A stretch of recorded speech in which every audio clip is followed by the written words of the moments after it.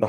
Bonjour à tous et bienvenue à ce premier webinaire de formation organisé par Neuromodis, donc, qui est la société camerounaise de neuroréhabilitation, et Labs on Education, qui est l'initiative de formation continue que j'ai eu le plaisir de lancer il y a déjà quelques temps.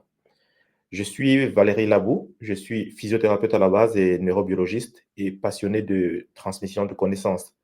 C'est dans le but de perpétuer cet effort que depuis quelque temps déjà, je me suis lancé dans cette initiative de faciliter l'apport des connaissances et de vulgariser, en fait, on va dire de démocratiser l'apport des connaissances.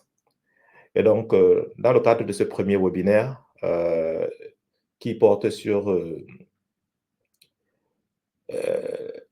les gestes de premier secours Bien. et, et l'éducation thérapeutique du patient, j'ai le plaisir d'avoir deux autres qui vont être vos formateurs pendant ce webinaire.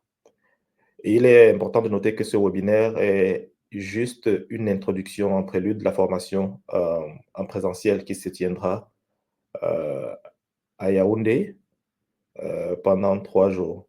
De toute façon, je communiquerai un peu plus sur les détails de la formation en présentiel d'ici la fin de ce webinaire. Euh, pour commencer, je crois que vous pouvez déjà les voir à l'écran. Vous pouvez déjà les voir à l'écran. Je vais commencer par présenter par introduire le premier formateur, s'il est prêt. Euh,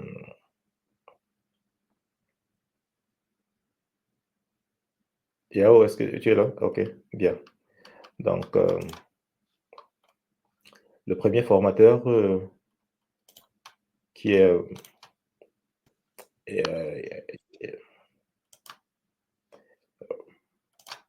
qui est Yao, que vous avez à l'écran. Il est kinésithérapeute à la base et professeur d'éducation physique. Et enfin, une autre de ses casquettes, parce il en a tellement, il est formateur premier secours World Rugby. De toute façon, avant le début de sa présentation, je lui laisserai le soin de se présenter. Et ensuite, nous avons le docteur Delphine Ballet, qui est enseignante et formatrice spécialiste d'éducation, de sciences de l'éducation. De toute façon, elle donnera plus de précisions si je me suis trompé. Et également, elle prendra la deuxième partie et à la suite de Yao, elle prendra la deuxième partie pour faire la présentation sur l'éducation thérapeutique. Donc, sans tarder, je vais donner la parole à Yao qui va pouvoir se présenter et qui va dérouler sur sa partie. Bien. Merci de me passer la parole et bonsoir à tous. Moi, c'est Yao Boujik Ronaldeo, pour ceux qui me connaissent déjà, kinésithérapeute à la base, à la suite professeur d'éducation physique et maintenant formateur World Rugby en premier secours. Je préfère dire niveau 1 aussi. Donc, aujourd'hui, je vous entretiens dans le cadre de la formation en premier secours. Je ne sais pas si la connexion est bonne de votre côté, ça tique un peu par ici. Mais je continue quand même. Donc, on est intéressé ici par la formation en premier secours qui concerne les gestes de premier secours. Premier diapo, si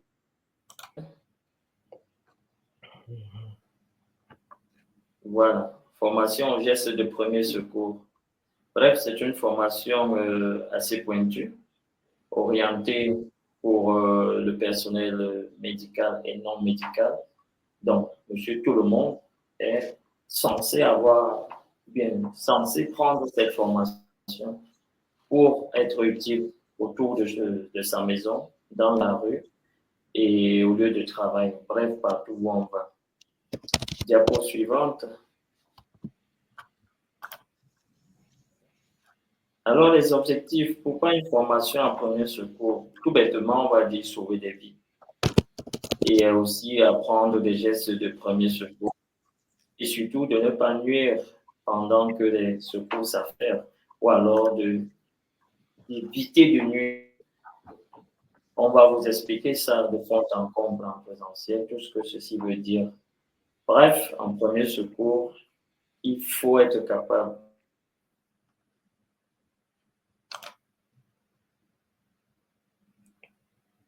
Allô? Apparemment, nous avons un petit souci de connexion avec... Diapo suivant.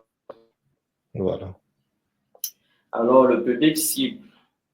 La formation de ce premier secours est une formation faite, mise sur pied par l'UNESCO et elle est universelle, que ce soit dans le feu, que ce soit dans l'eau, sur la terre, pendant les accidents, on pratique la même chose.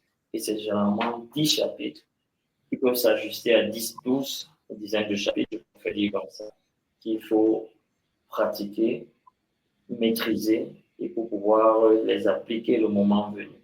Donc, généralement, on a le niveau 1 qui est adressé à monsieur tout le monde, tel que la formation qu'on va faire dans notre cadre.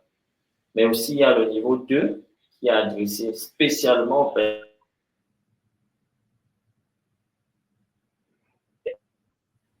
Et la différence, c'est juste que dans ce niveau, on pose des gestes médicaux et des gestes médicaux pour pouvoir faire la même chose que celui du niveau 1 ne pourra pas faire parce que c'est déjà risqué. Et au niveau 3, j'ai mis médecin urgentiste, mais ça concerne aussi tout le personnel médical, tout ce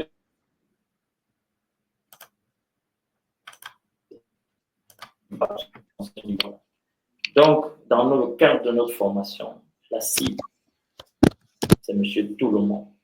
Il ne faudrait pas me dire le jour de la pratique, je suis médecin, je suis machin. Non. Là, on se comporte comme monsieur tout le monde pour apprendre le geste le plus simple possible, le plus basique possible. Diapo suivante.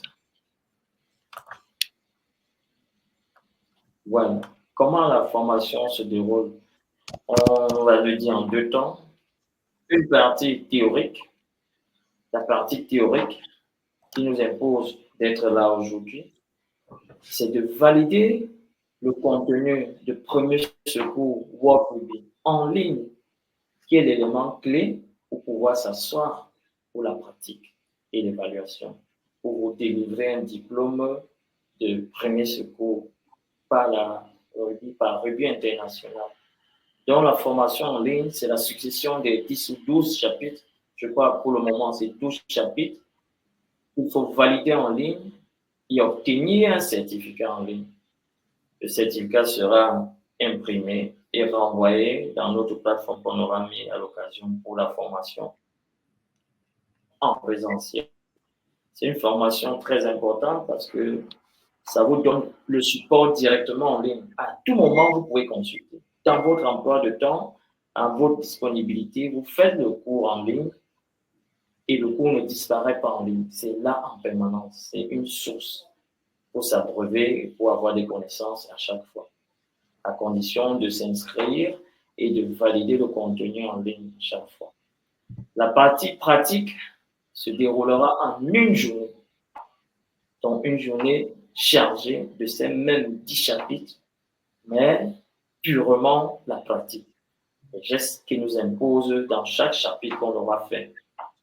Et à la fin de ça, une évaluation.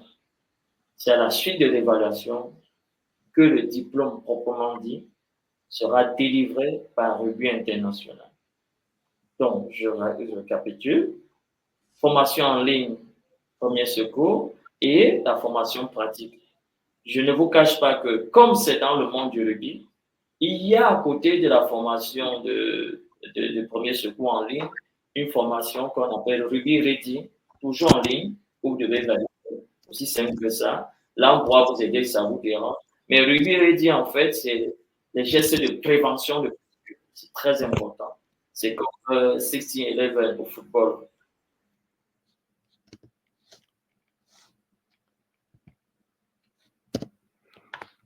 Apparemment,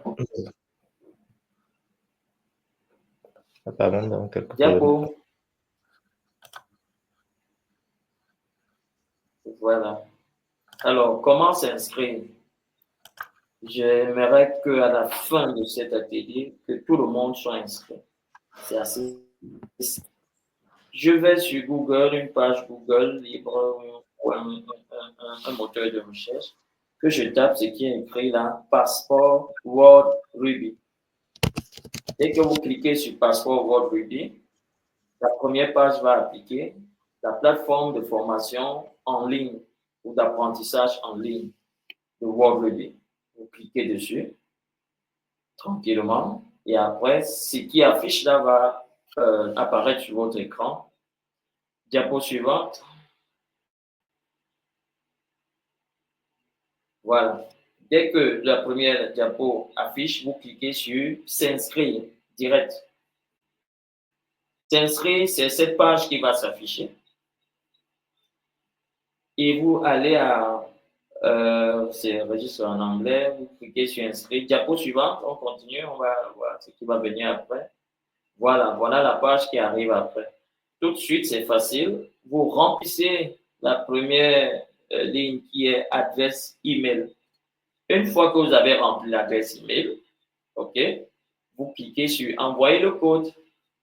Vous allez dans la boîte mail, vous téléchargez, vous prenez le code, vous remplissez, et on va dire de vérifier le code, vous vérifiez le code, et puis maintenant vous continuez à remplir le reste. C'est assez facile, ça ne prend pas une minute.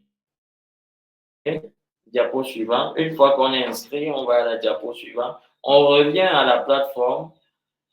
Vous allez coulisser vers le bas et puis vous allez trouver la santé du joueur que vous allez cliquer dessus. Diapo. Une fois que vous allez cliquer sur santé du joueur, vous allez avoir les premiers soins du rugby. Soins immédiats au rugby niveau 2 et soins immédiats au rugby niveau avancé, c'est ça le niveau 3. Si vous regardez bien, c'est bien stipulé ceux qui peuvent faire. Donc, comme on est concerné par niveau 1, vous cliquez sur premier soin au rugby. Diapo suivante. Voilà. Une fois que vous avez cliqué sur premier soin au rugby, on va vous dérouler le cours. Le cours sera ici. Si vous regardez sur votre gauche, c'est 12 chapitres. Vous validez un chapitre après l'autre. Chapitre. Si vous ne faites pas l'examen, l'autre ne va même pas s'ouvrir. Donc, vous allez progressivement, 1, 2, 3, jusqu'au 12e chapitre. Après avoir fini de valider, alors on va vous afficher cette page qui vous dit le cours est terminé. Vous pouvez télécharger votre certificat. Donc, vous le téléchargez, puis vous envoyez dans la plateforme qu'on aura mis à l'occasion pour la formation pratique. Et seuls ceux qui ont le cours, le certificat en ligne peuvent s'asseoir pour la pratique. Franchement, je le dis comme ça, mais en tant que personnel médical, je sais que beaucoup sont personnel médical, ça ne prend pas 2 secondes. Franchement, vous essayez, beaucoup ont l'habitude, je sais que beaucoup sont même déjà formés en premier secours, mais ce serait très bien d'avoir ceci. À tout moment, vous pouvez faire le cours, et le cours en ligne est valable pour 2 ans. Donc, tous les 2 ans, vous êtes obligé de faire la validation en ligne. Et par la suite, si à l'occasion, on nous envoie, en fait, on a déjà des formateurs niveau 2 au Cameroun. Vous pouvez faire le niveau 2 qui est aussi très intéressant. Diapo suivante. Voilà, je tiens à vous remercier pour votre attention et à préciser une ou deux autres choses. La formation, vous gagnez en temps, vous gagnez en contenu, parce que le contenu est présent. C'est vrai, vous allez me dire qu'on se forme ailleurs en premier secours, à machin. Oui, mais on vous prend moins 1 mois minimum. Ici, franchement, vous validez en ligne. On vous prend en une journée, on vous évalue et je suis sûr que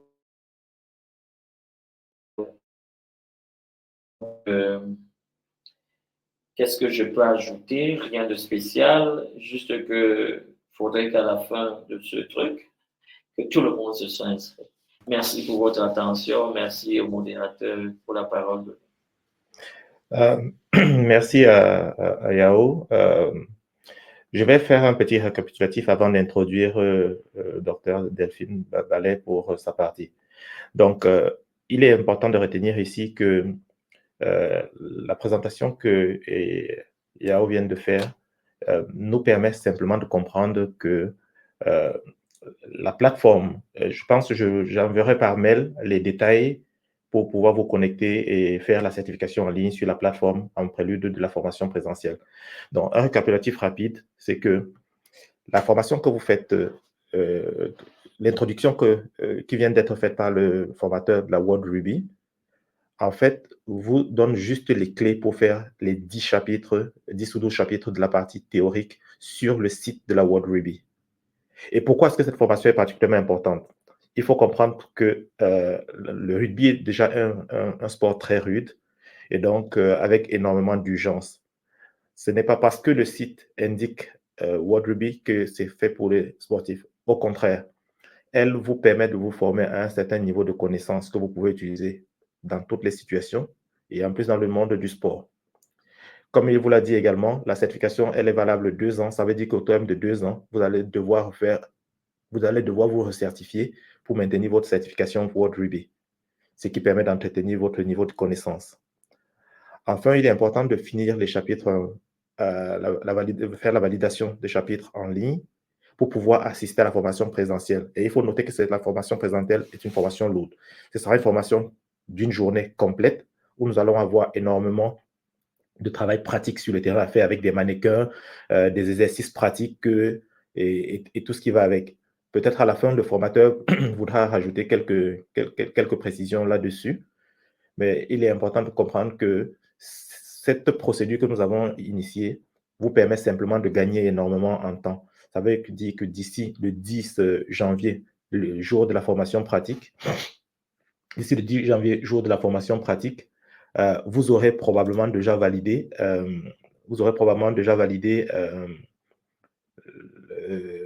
le certificat en ligne et ça vous donnera donc simplement l'occasion de pouvoir être prêt pour la partie pratique. Je continuerai à communiquer sur les autres plateformes pour la suite. Le temps que vous terminiez vos certifications en ligne, je vais vous envoyer les liens pour la plateforme de la World Rugby où vous pouvez vous inscrire et faire votre certification théorique en ligne, parce qu'il faut le préciser, celle que vous faites en ligne est une formation, certification théorique. Et vous avez une journée entière qui ira de 8h à 17h où nous ne ferons que la partie pratique le 10 janvier. Bien. Pour la suite, je ne sais pas si je vais rajouter le formateur, s'il a quelque chose à ajouter avant que je n'introduise notre deuxième formateur. Des précisions à ajouter. Bref, on est ouvert aux questions. S'ils ont, peut-être ils auront des questions et puis on pourra répondre.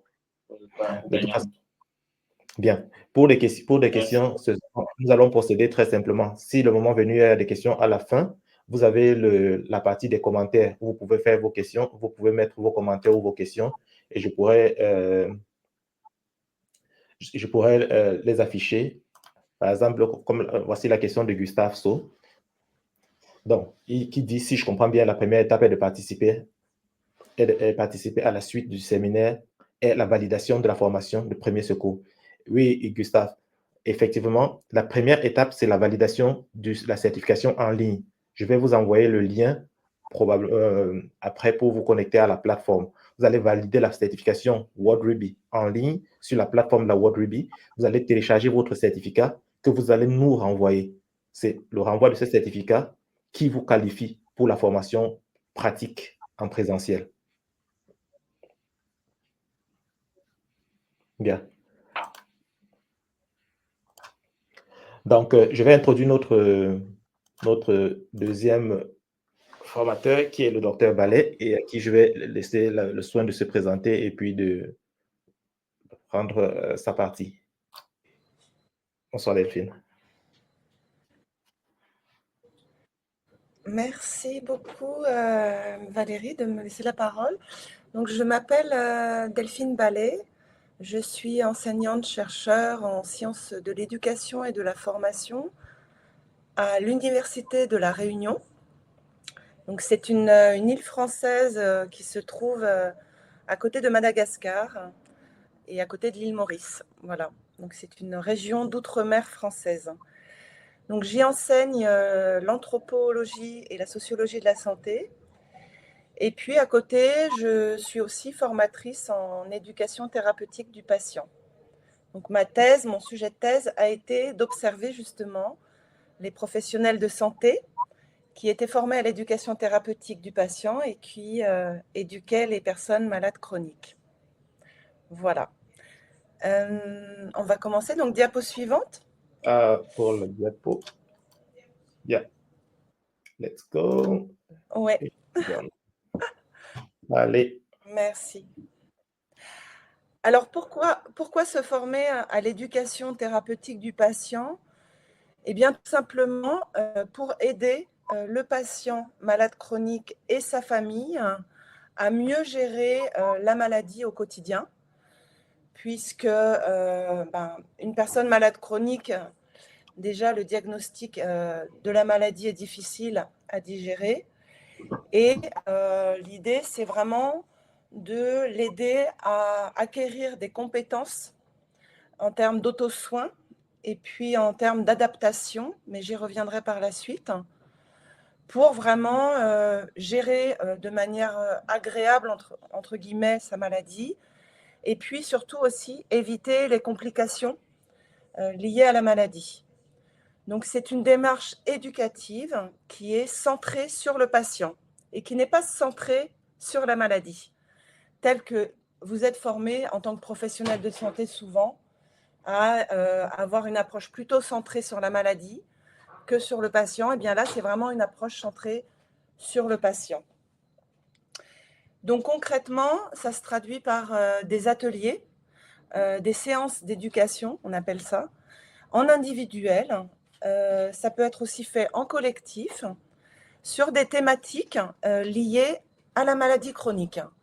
Donc, par exemple, pour le diabète, ça peut être des séances d'éducation sur l'alimentation, comment gérer son alimentation. Ça peut être comment pratiquer aussi une activité physique en toute sécurité.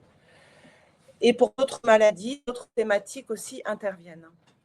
Donc, c'est une démarche qui existe depuis plusieurs années en France, donc qui a été institutionnalisée en France depuis 2009, donc qui bénéficie d'un financement.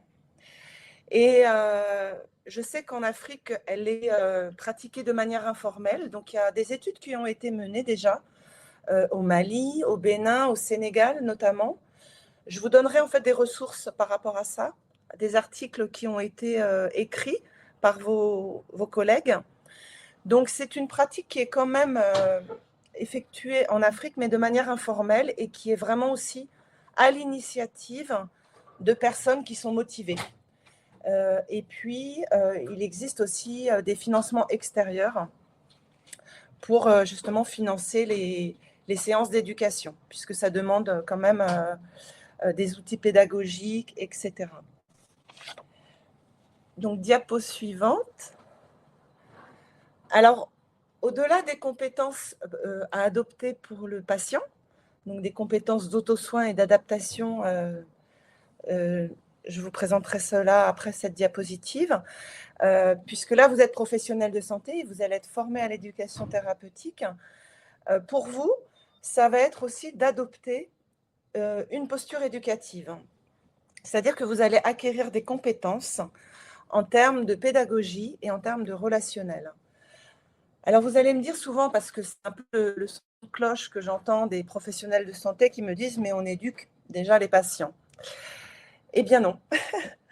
En fait, vous informez, vous conseillez les patients, mais vous n'éduquez pas les patients. Et ça, c'est vraiment, des nuances qui sont importantes à vous apprendre, parce qu'il y a souvent, en fait, un amalgame qui est fait entre ces trois termes. Souvent, quand on informe le patient, on lui transmet un message. Donc, c'est centré sur le message. On lui dit, par exemple, voilà, vous venez d'avoir le diabète. Donc, on met le patient au courant, on l'informe. Si on parle du conseil, le conseil, il est plutôt centré sur le soignant. Et en ce sens, le soignant va délivrer, comment dire, des recommandations, des conseils par rapport à la gestion de la maladie, ce qu'il faut faire, ce qu'il ne faut pas faire. Donc là, on est vraiment dans l'ordre du conseil.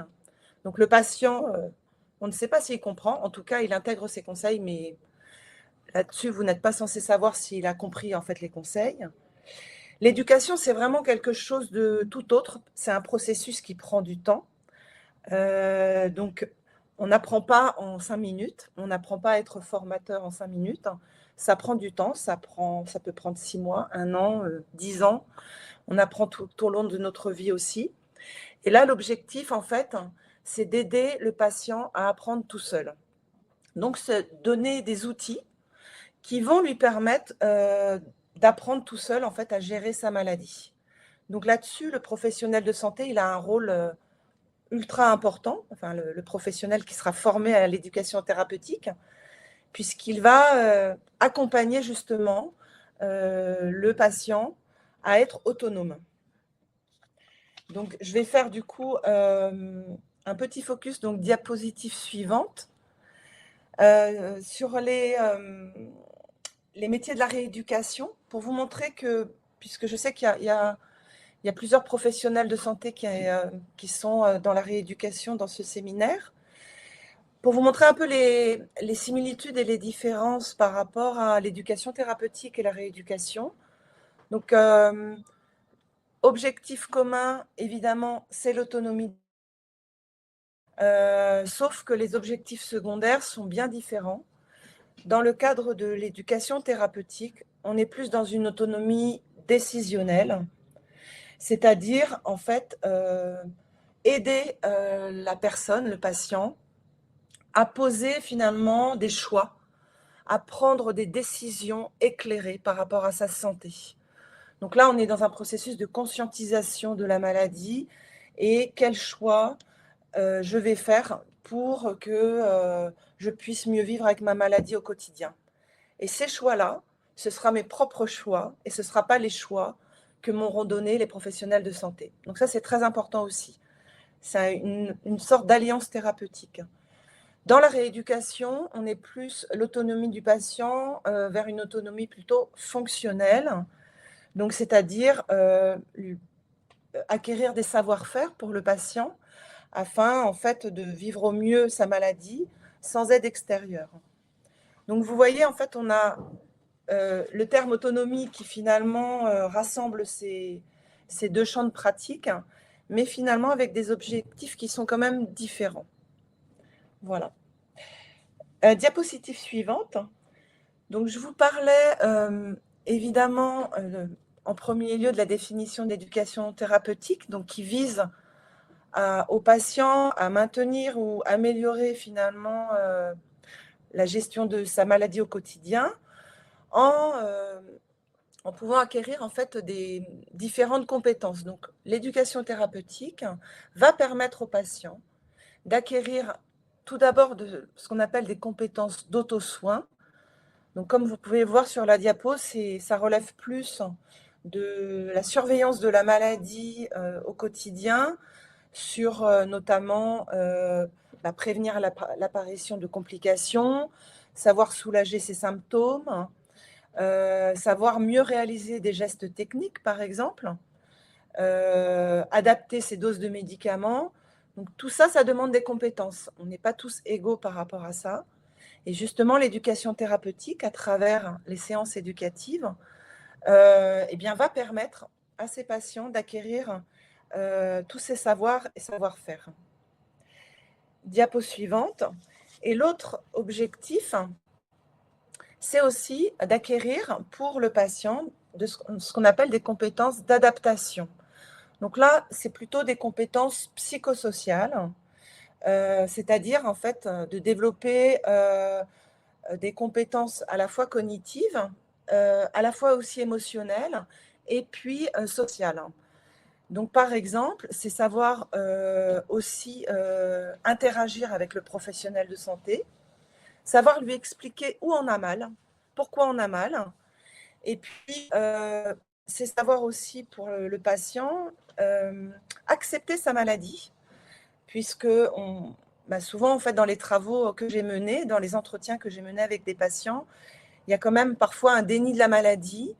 Et donc, c'est aussi accepter la maladie, accepter le fait que ce soit chronique, que ce soit parfois pas guérissable du tout, et qu'il faut vivre avec. Donc, il y a des ateliers, des séances d'éducation qui sont dédiées justement à mieux vivre avec la maladie. Donc, c'est sous forme de plutôt groupe de parole avec d'autres patients. C'est des témoignages. C'est comment je peux faire pour agir sur ma maladie, comment je peux faire pour me maintenir en santé. Voilà, donc c'est tous ces aspects-là en fait que les patients vont apprendre lors des séances d'éducation. Diapo suivante. Alors, qu'est-ce que vous allez apprendre concrètement dans le cadre de ce séminaire? Ce sera beaucoup en fait, très peu de théorie, mais beaucoup de pratique. Moi, je suis enseignante-chercheur à l'université et c'est vrai qu'en fait, le transmissif, je trouve que ça a une certaine limite. Donc, moi, je suis plutôt en fait dans j'apprends en faisant. Donc, ma démarche pédagogique sera de vous introduire un peu de théorie en début de chaque module. Et puis, on fera des exercices pratiques liés à votre pratique professionnelle. Donc, c'est ça qui est intéressant aussi.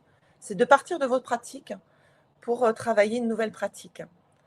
Donc, vous allez avoir plusieurs modules. Donc, le premier module sera sur les principes de l'éducation thérapeutique du patient.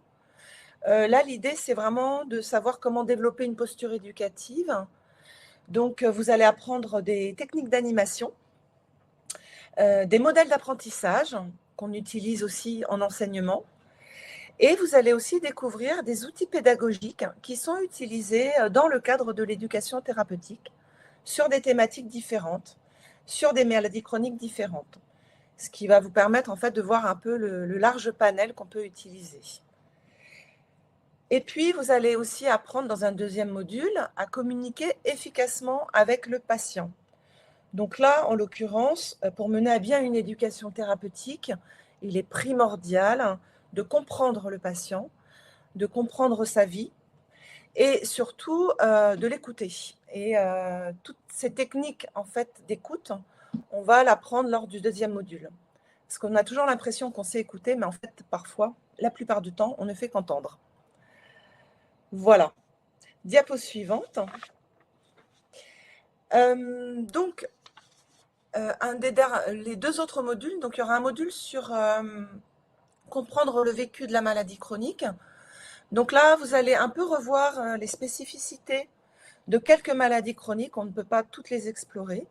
Donc là, on a choisi avec Valérie et Yao de traiter sur le diabète, le VIH-Sida, les séquelles liées à l'AVC, la maladie de Parkinson. Donc, on va refaire un petit rappel un peu sur ces maladies-là et leur prise en charge, et puis montrer comment, en fait, on peut les transposer dans des séances d'éducation thérapeutique, comment elles sont traitées dans des séances d'éducation thérapeutique. Donc, je vous donnerai des exemples un peu précis, et puis des mises en situation aussi. Et puis, le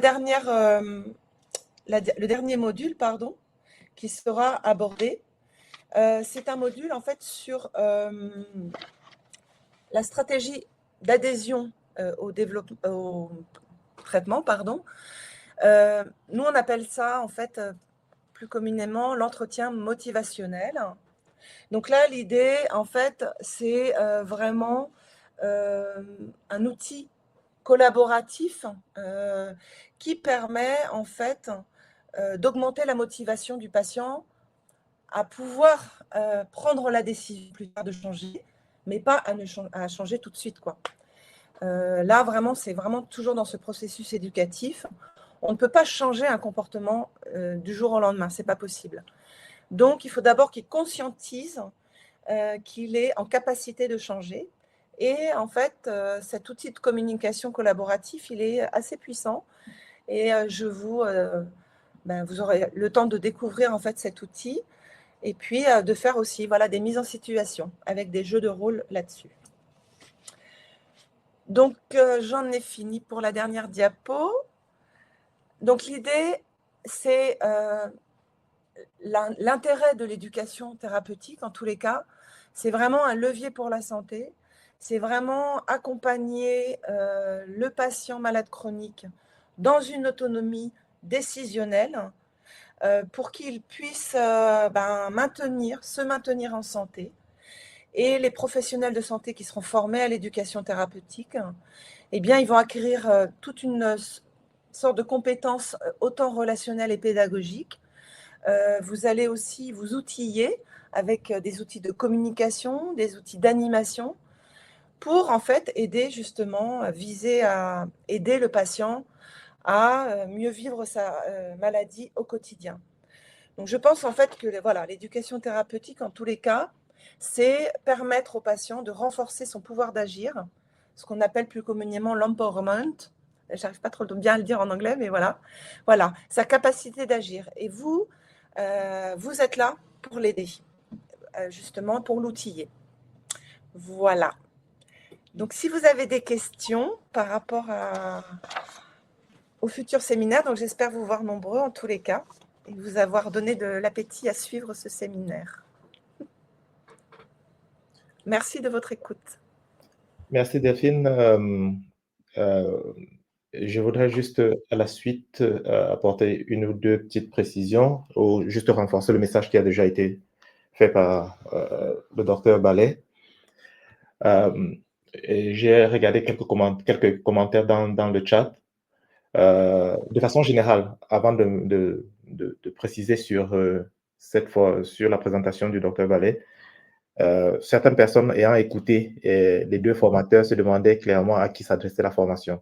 La formation de premier secours, c'est pour ça que la formation présentielle va se passer en 3 jours. Le premier jour, la formation au geste de premier secours s'adresse à tout le monde.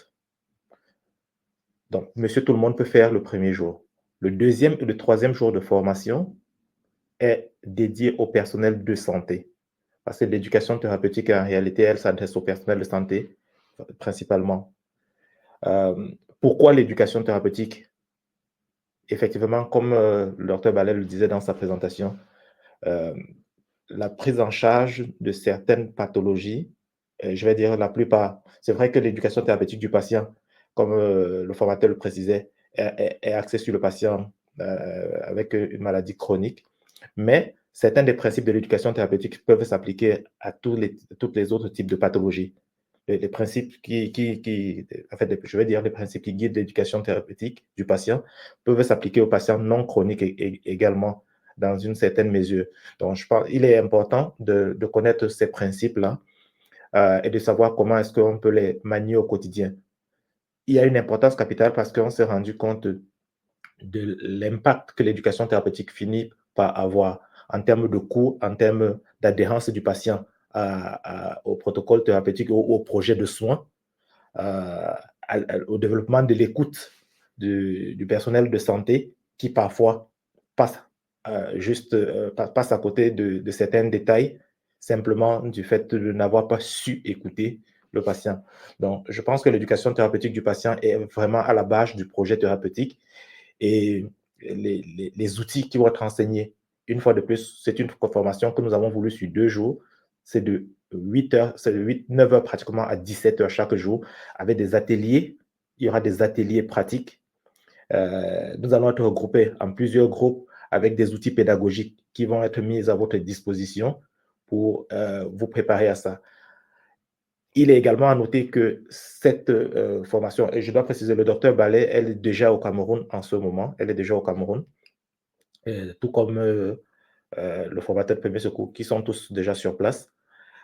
Il est important de noter que cette formation de 3 jours, en réalité, n'est que la première partie, parce que l'éducation, on ne forme pas le personnel de santé à l'éducation thérapeutique en 2-3 jours. Donc, ce sera simplement une formation qui va nous permettre d'avoir les bases de l'éducation thérapeutique. Nous communiquerons plus tard sur les possibilités de ceux qui seront véritablement intéressés de conduire leurs connaissances un peu plus loin là-dessus, sur les outils qui seront mis en place pour pouvoir développer un peu plus là-dessus. Donc, s'il y a des personnes qui ont des s'il y a des personnes qui ont des questions, ce serait bien de les poser dans le chat et je pourrais les afficher à l'écran, simplement pour que nous puissions y répondre. Donc, je vais ajouter également. Je vais ajouter le troisième formateur à l'écran. Et si tu es prêt, je vais t'ajouter à l'écran. Bien. Donc, ici, il y a des formations. Il y a Monsieur Chua qui demande comment procède-t-il. Mais je ne sais pas, pour préciser, qui procède quoi? Comment procède-t-il? Je ne suis pas sûr que nous comprenions véritablement votre question. Si vous pouvez être un peu plus précis. Il y a une autre question de M. Chua qui dit le professeur. D'accord, je vois, c'était la deuxième partie d'une question. Il disait le professionnel ayant le dit certificat et qui se recycle, par exemple, comment procède-t-il? Je présume que M. Michel Valère parle du certificat de la World Ruby, probablement. Je pense, si M. Chua parle du certificat de la World Ruby, celui qui a déjà et qui veut se recycler, comment est-ce qu'il procède? Je pense que la question va s'adresser au formateur de premier secours. À World Ruby, je ne sais pas s'il a déjà fait la formation en présentiel et qu'il veut se recycler, ou alors il a juste fait la validation en ligne et il n'a pas eu la présentielle. Bref, dans le premier cas où il a déjà tout, il peut refaire sans problème. Il suffit qu'il envoie le certificat en ligne qu'il a obtenu.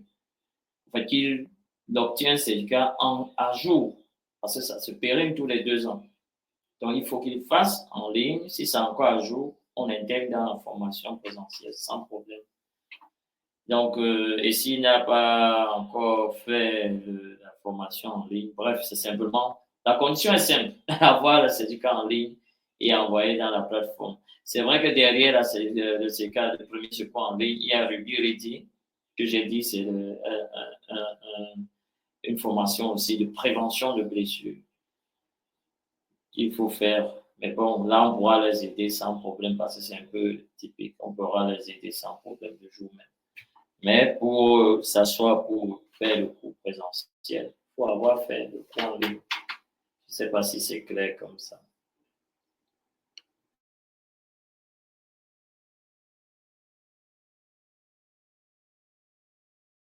Je ne sais pas s'il y a d'autres questions. Je ne sais pas s'il y a d'autres questions par rapport aux présentations qui ont été faites ou par rapport à la formation présentielle qui aura lieu le 10. De toute façon, dès ce soir, je vais communiquer de façon plus effective sur la formation présentielle. OK, merci. Donc, ça, c'est le commentaire de M. Valère.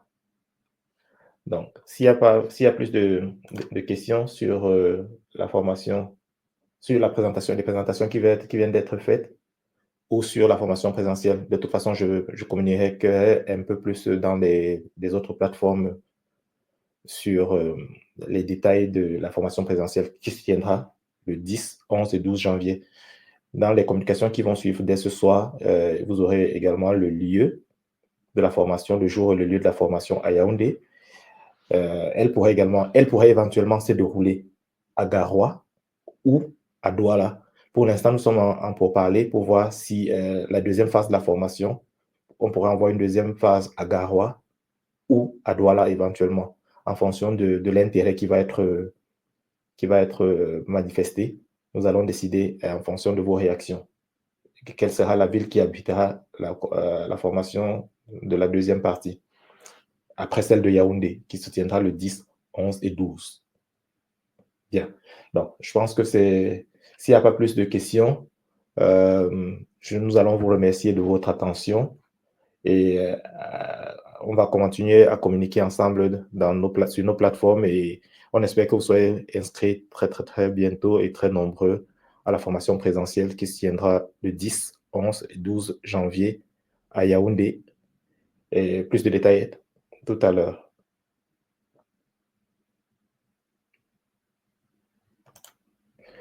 Ceux qui ne se sont pas inscrits à date peuvent-ils encore...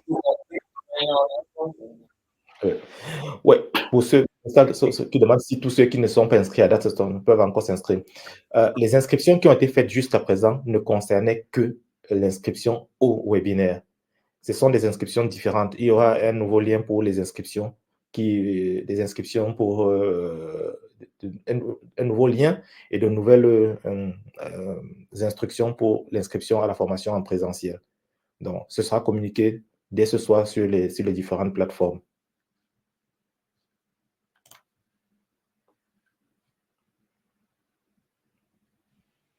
Il y a d'autres questions dans le chat. Il y a quelqu'un qui précise qu'il y a d'autres questions dans le chat. Je ne les vois pas. Il n'y a pas plus de questions. Je pense que j'ai répondu à toutes les questions qui étaient dans le chat. Sinon, il